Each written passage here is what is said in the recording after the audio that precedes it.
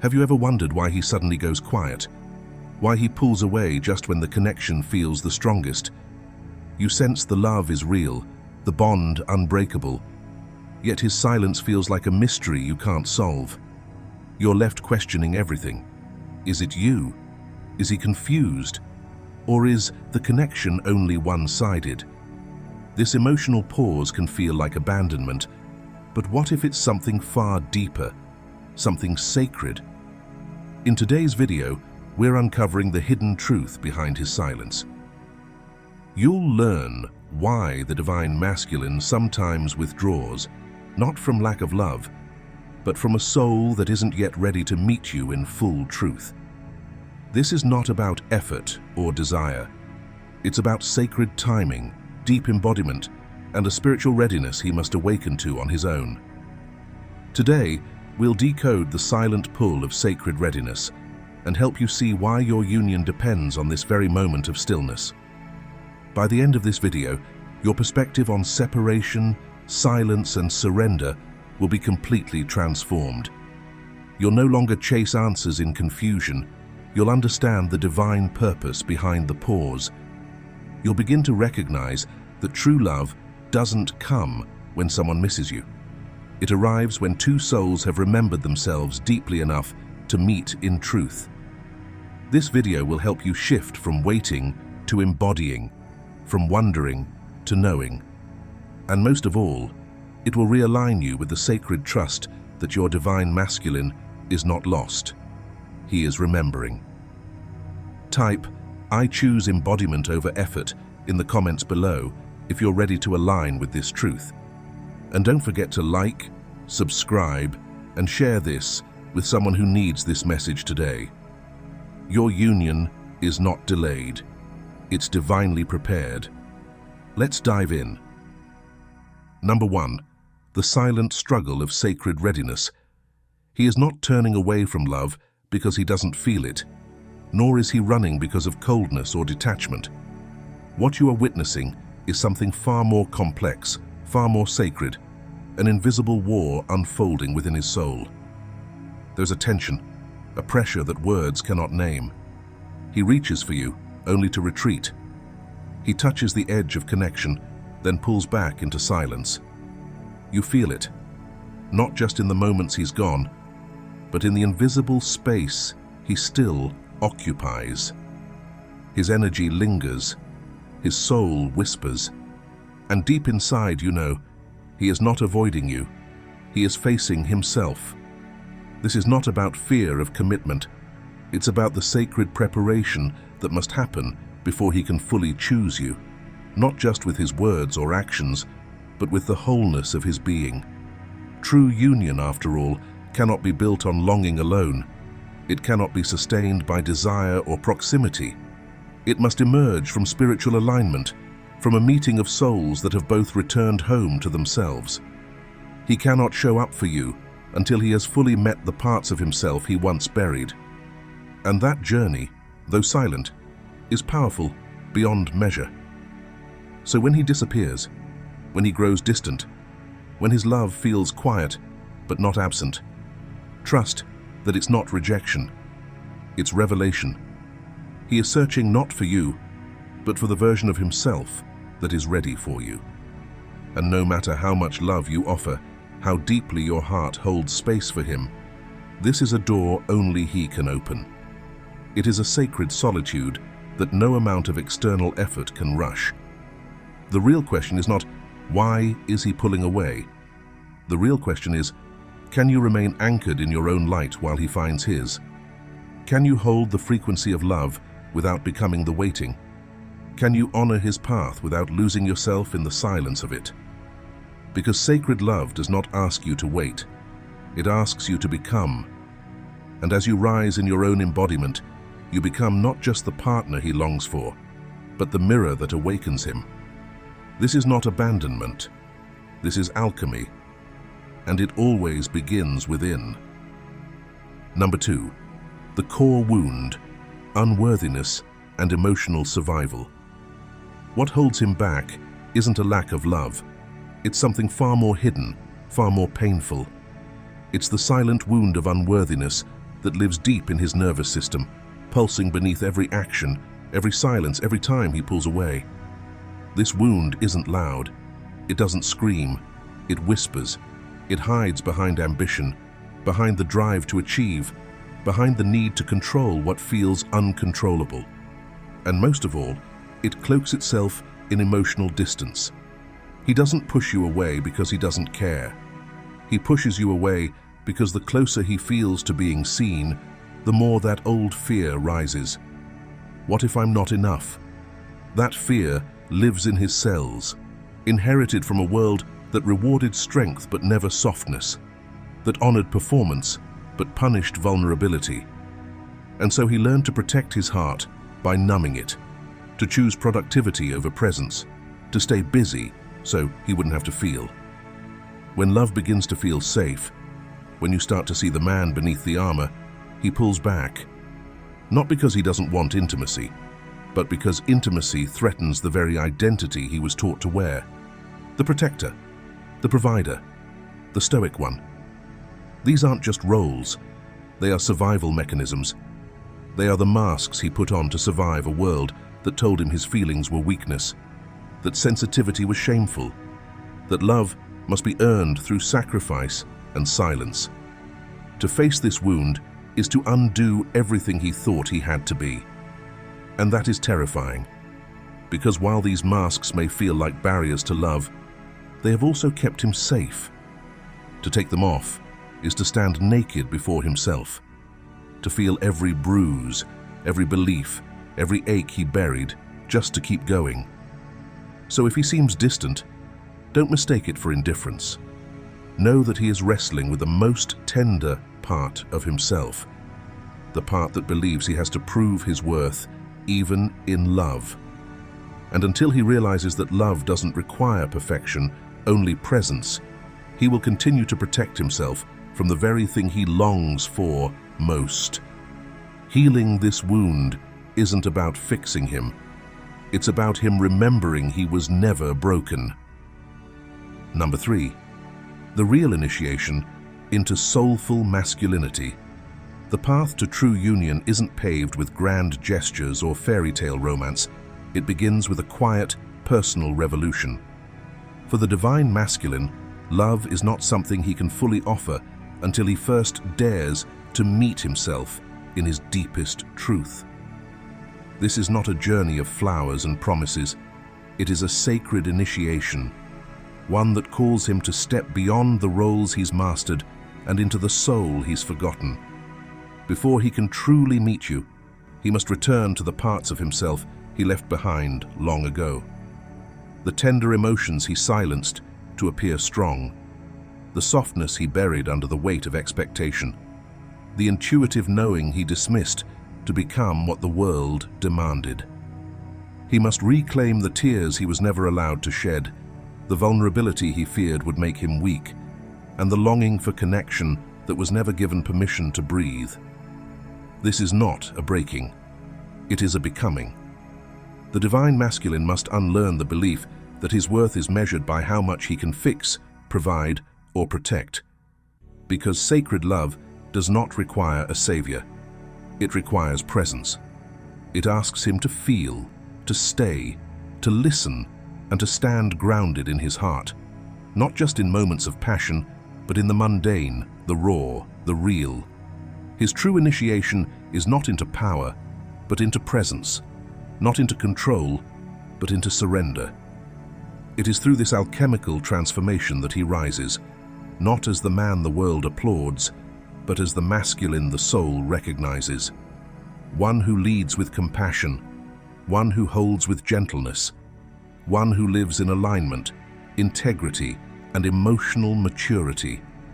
This is the return of the soulful masculine, and it is only from this place that union becomes possible, not as a fantasy, but as a sacred reality rooted in truth. If you've made it this far, it means something in your soul is resonating. Perhaps a truth you've always felt, but never fully put into words. This journey into soulful masculinity isn't just his story. It mirrors your own courage to love deeply without losing yourself. Take a moment to reflect. What part of you is also being initiated into deeper truth and presence? We'd love to hear your experience.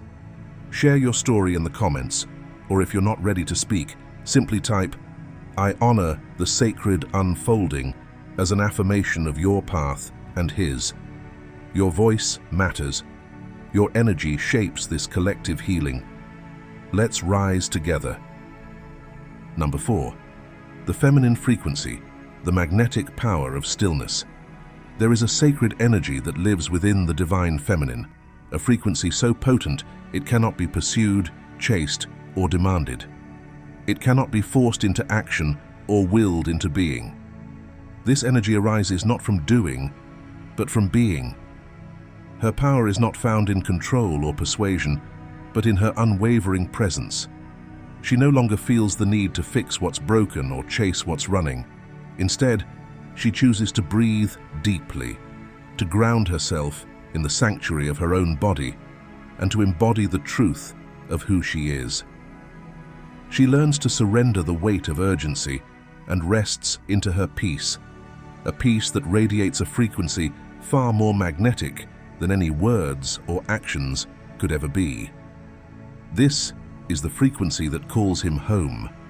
It is not her striving that draws the divine masculine back, but her stillness. It is not her reaching that brings him closer, but her rootedness.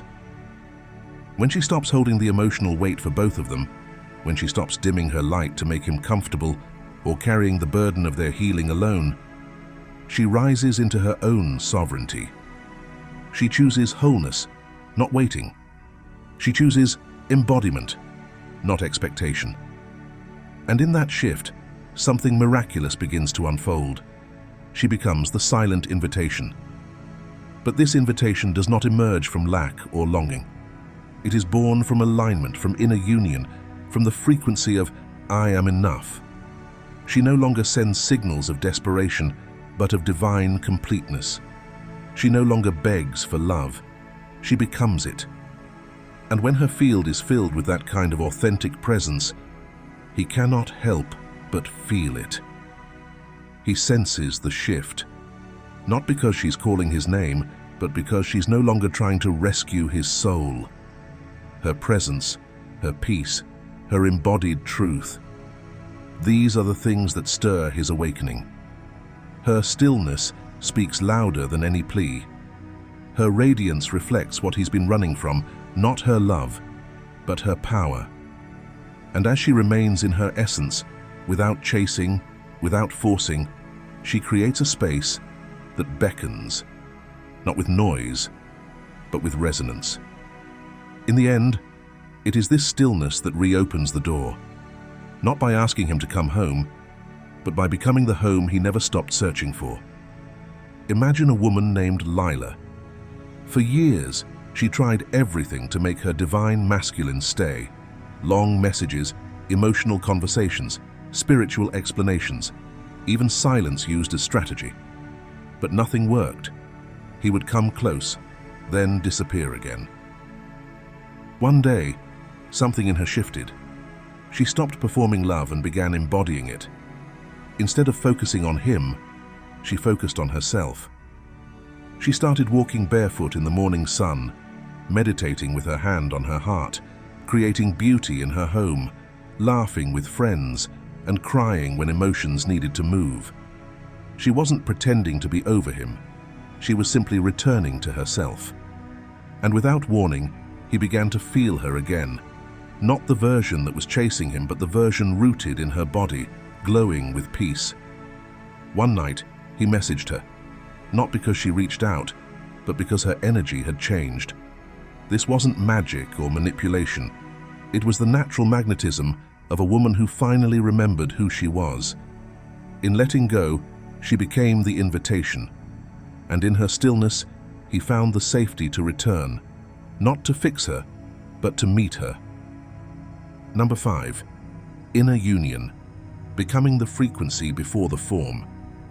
Union does not begin with his return. It begins long before that, within you. True union is not a finish line you cross when he shows up. It's a state of being you step into when you stop waiting and start fully living as love itself. The moment you release the chase, when you let go of needing evidence, when you drop the longing and step into your wholeness, that is when union begins to take form in the unseen. It begins with your breath, with your stillness, with the quiet choices you make each day to anchor into your truth. It's in the way you return to your body, speak your truth without fear, and radiate presence instead of pressure. The divine feminine doesn't prepare for union by clinging to timelines or seeking external confirmation. She prepares by choosing peace over urgency, surrender over control, embodiment over expectation. She doesn't wait for the divine masculine to choose her. She chooses herself. And in that sacred choice, she rises into her own magnetic field of worth. She stops asking for validation and begins vibrating at a frequency so steady, so aligned, that the external world begins to shift around her. Union is not a prize handed out after enough healing. It is the natural convergence of two souls who have each learned how to hold the vibration of unconditional love, even in separation. This alignment is energetic before it is physical. It is spiritual before it is visible. And as the feminine becomes more rooted in her authenticity and peace, the masculine begins to feel it, not through messages or words, but through the silent language of energy. Because energy doesn't lie. And when her energy no longer reflects longing, but sovereignty, it awakens something ancient and sacred in him. He doesn't return because she reached for him. He returns because he feels the pull of something real, something he recognizes as home. So remember this: becoming the frequency of love is not about fixing, waiting, or proving. It's about embodying the truth of who you are and allowing that energy to call everything meant for you into form. That is inner union. That is the beginning of everything. Number 6, trusting his becoming, the path through the unknown. One of the most challenging yet sacred aspects of this journey is learning to trust in his becoming, especially when the outer world gives you little evidence to hold on to. It's a paradox both brutal and beautiful. To feel the stirrings of his soul awakening while his actions still reflect uncertainty or distance.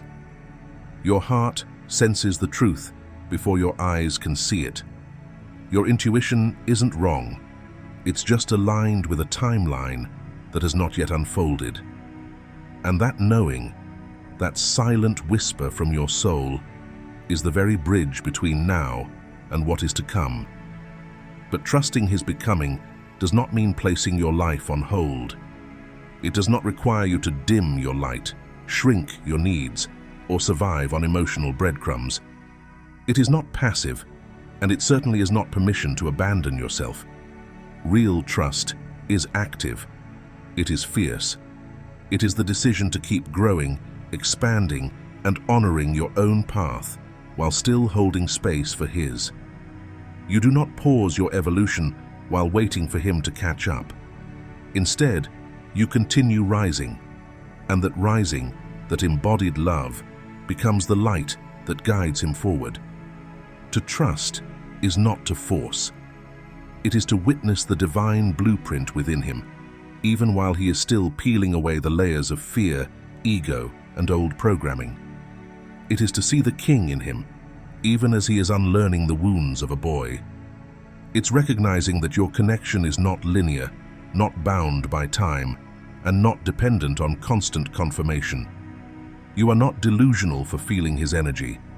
You are simply attuned to a higher truth that hasn't yet made its way into the physical. True trust is a frequency. It's not naive hope or blind loyalty. It is wise, grounded, discerning, and deeply rooted in self-respect. It holds boundaries with grace and love. It knows when to release and when to remain open. It does not chase. It does not control. It stands firmly in the now while holding vision for the future. This trust asks you to walk forward with your eyes open and your heart aligned. Not because you need him to become anything for your journey to matter, but because you know your path is sacred, with or without the form it eventually takes. And as you trust your own unfolding, you create the space for him to rise, not through pressure, but through presence. That is how true becoming begins, not just for him, but for both of you. If you've made it this far, take a moment to breathe and reflect. What part of this message resonated with your heart the most? Have you felt the quiet ache of trusting someone's becoming while still honoring your own path? Your journey is valid, your feelings are real, and your trust is sacred. We would love to hear your thoughts. Share your story in the comments, or simply type, "I trust the unfolding," to affirm your alignment with divine timing.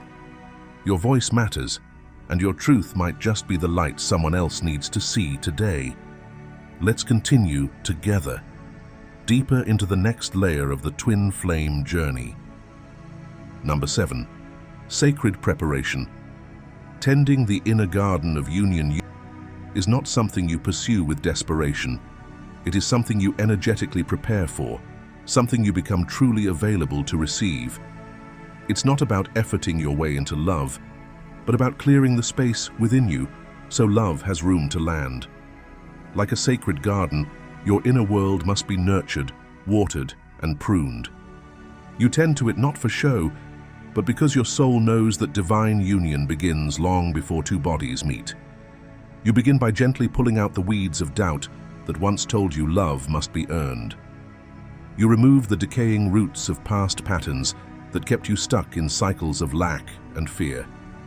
You soften into your essence, releasing control, and you plant seeds of trust, self-love, and clarity. Seeds that grow in silence and bloom in alignment. In this quiet tending, you no longer need to prove anything. You stop waiting to be chosen because you have already chosen yourself. You no longer brace for abandonment because you have anchored deeply into the safety of your own heart. This is the shift he feels, not always with his mind, but with his soul. He senses your peace, your self-containment, your non-attachment, and it calls to him, not from urgency or need, but from resonance. This energetic stability becomes an invitation not to save you, but to meet you. Sacred preparation is not a performance, it is a becoming. You embody the love you once sought outside of yourself. You become the energy of union, the frequency of devotion, the stillness that no longer clings. And in this stillness, in this fullness, union becomes inevitable. Because union is never the reward at the end of the journey. It is the natural reflection of the wholeness you've already cultivated within. It is not the destination. It is the mirror of who you've become. If he is quiet now, distant, uncertain, or seemingly lost in his own world, do not mistake that silence for absence. The truth is, love doesn't always arrive with fireworks and words. Sometimes it arrives in stillness, in the sacred hush before the soul awakens. Your peace, your radiance, your grounded presence, they are not unnoticed. They are echoes his soul is learning how to hear. Even when he cannot find the words, even when he resists the pull, his spirit is listening. And what it hears is not your longing, it is your light. You do not need to rescue him, prove yourself, or fight for this connection. You are not here to perform your worth. You are here to embody it. The deepest magnet of union is not found in effort, but in energy. It is when you become the sanctuary you once sought, when your inner garden blossoms not for attention, but in truth. That is when love returns, not as a fantasy, but as a reflection of the wholeness you've cultivated. So, breathe. Keep tending to your sacred soil. Know that your surrender is not weakness, it is your power. It is your declaration that you are no longer waiting for love, but walking as it. That is what magnetizes him. That is what calls him home. Not your pain, but your peace. Not your reaching, but your radiance. If this message speaks to your heart, take a moment to share in the comments. I trust the timing of divine love. Let it be your affirmation. Let it be your anchoring truth. And if this video helped you remember the power of your presence, please share it with someone who needs this message. And don't forget to watch the video below for the next step on your journey. You are not alone. You are becoming. And so is he.